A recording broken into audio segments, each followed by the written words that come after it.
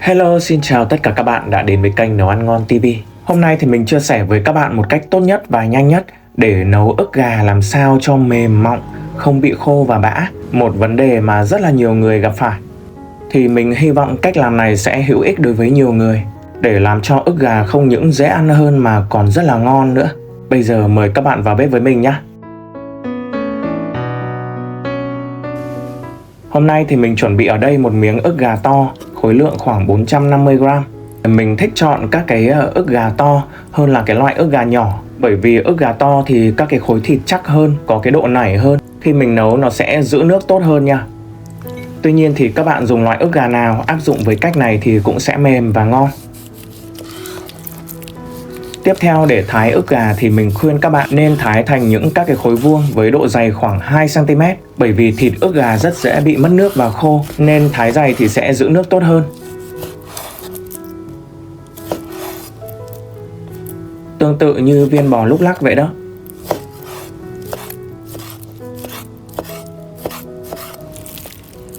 Thì cái độ lớn như thế này để miếng gà vừa có thể giữ nước, lại vừa nhanh chín, không cần phải nấu quá lâu. Bây giờ thì mình ướp thịt gà luôn nhé. Đối với các món xào thì mình chỉ sử dụng duy nhất đó chính là dầu hào thôi, đã rất là đủ vị rồi. Mình nêm vào đây là 1 thìa canh dầu hào, một chút hạt tiêu xay cho thơm, thêm vào 1 thìa canh dầu ăn để thịt gà ngấm gia vị và mềm hơn.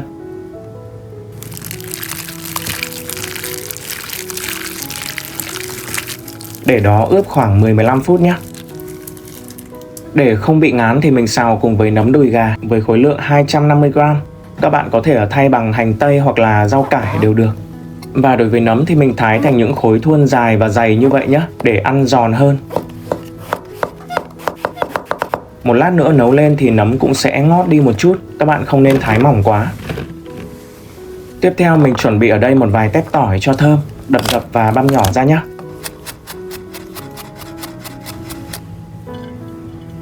Thêm một vài nhánh hành lá để rắc lên sau cùng. Mình đập dập phần gốc hành, sau đó thì thái khúc khoảng 1cm.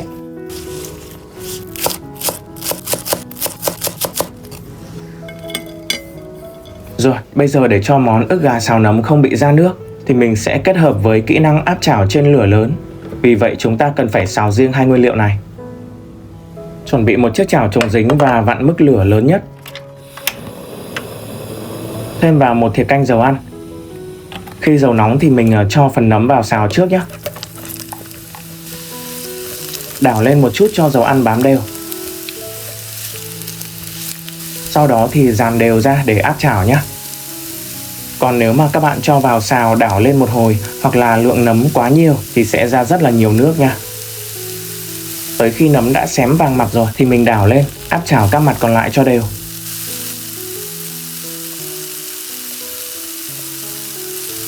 Đó, không bị ra một chút nước nào luôn. Khi mà nấm chín rồi thì mình mới nêm gia vị nhé.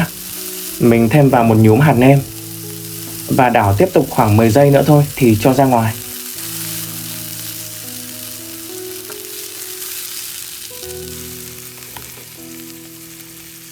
Nhìn rất là ngon luôn. Tiếp theo, đối với thịt gà thì mình cũng sẽ áp dụng cách làm tương tự.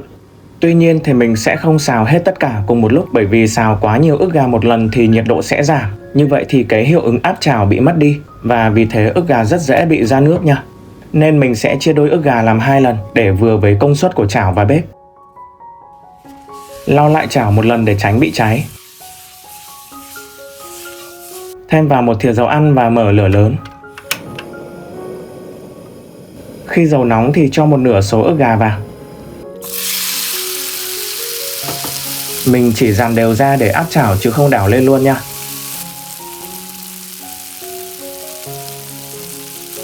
Tới khi ức gà bắt đầu xém vàng mặt rồi thì mình sẽ đảo đều lên để áp chảo các mặt còn lại.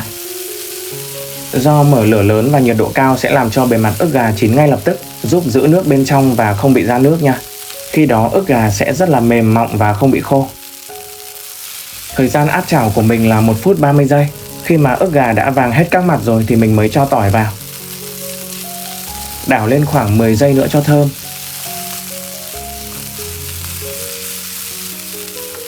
Sau đó mình thêm vào 1 đến 2 thìa canh nước để làm chín bên trong. Đó, ức gà vừa không bị ra nước mà chúng ta lại còn phải châm thêm nước vào nữa. Mình đảo cho tới khi cạn khoảng tầm 30 giây thì trút ra ngoài. Lúc này là ức gà vừa chín tới nha. Thì cái khoảng thời gian mình xào một lần như thế rất là nhanh, khoảng tầm hơn 2 phút thôi. Mình lau bớt bỏ cái vụn tỏi đi để không bị cháy. Thêm dầu ăn vào và áp chảo nốt mẻ gà còn lại.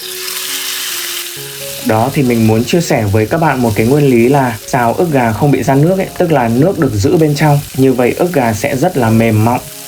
Còn nếu mà để ra nước thì đồng nghĩa với việc ức gà sẽ bị khô, bã và khó ăn.